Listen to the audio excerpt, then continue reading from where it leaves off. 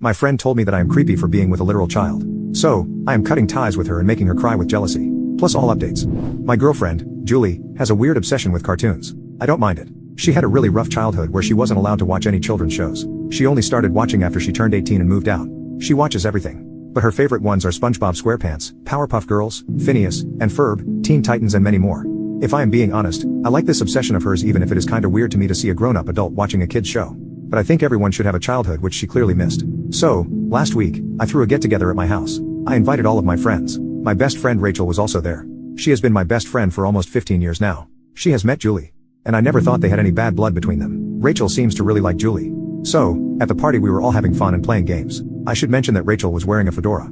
Julie had to stay late for work that day. When she arrived, the party had already started. So when Rachel came to say hi she didn't have her fedora on her head. She put that hat on in front of Julie and Julie said in a mimicking Doofenshmirtz's voice Perry the platypus. She thought this was funny because Rachel's last name is Perry. So, Julie made a joke that she only gets it.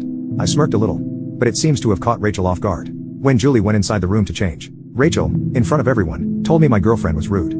I apologized and explained this is just a harmless joke she does and this is a line from her favorite TV show Phineas and Ferb. She didn't let it go. Instead she started to press this matter even more. She asked me how I can date a literal child? And it is really embarrassing that she behaves like one. I told her that's just how she is. She doubled down and told me she finds it a little creepy that I am dating someone whose brain hasn't developed after 8 years of age. I find it a little offensive because Julie is very smart and works in a STEM field. Rachel also made some odd and hurtful comments seeing my girlfriend's plushie and doll collection. When I tried to defend Julie, Rachel would just shrug and say I am your friend. I know what's best for you. She said I shouldn't date someone so immature like Julie and I am better off with someone more mature.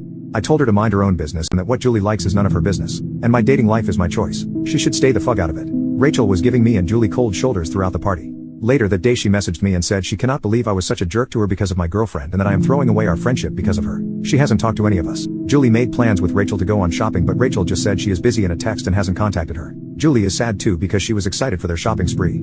I didn't tell Julie about our fight because she adores Rachel. She would be crushed to know what Rachel has said about her. I am wondering if I went too far. Update, I did talk to Rachel about it. I explained to her how rude she was. I did tell my girlfriend why Rachel was upset. Julie was not mad. Instead she was very apologetic. She said if she knew Rachel would be upset by her little joke she would have never said anything. She wants to apologize to Rachel. I tried to explain she has nothing to apologize for. She didn't do anything wrong, instead Rachel was the one who overreacted. But Julie put her foot down and invited Rachel to dinner. Julie said sorry. She told Rachel about her childhood. About how her parents were strict and never let her have toys or let her siblings watch cartoons because they were academic nuts who thought those things were too distracting. Julie even cried while telling some of the stories, one of which was when her father beat her because he found a book of Harry Potter under her bed. She escaped that place after she turned 18. Rachel was good and apologized as well. She said she didn't know Julie had such a rough childhood and she was so insensitive towards her.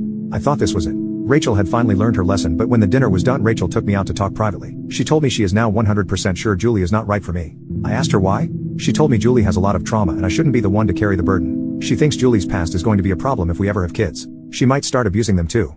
I was angry.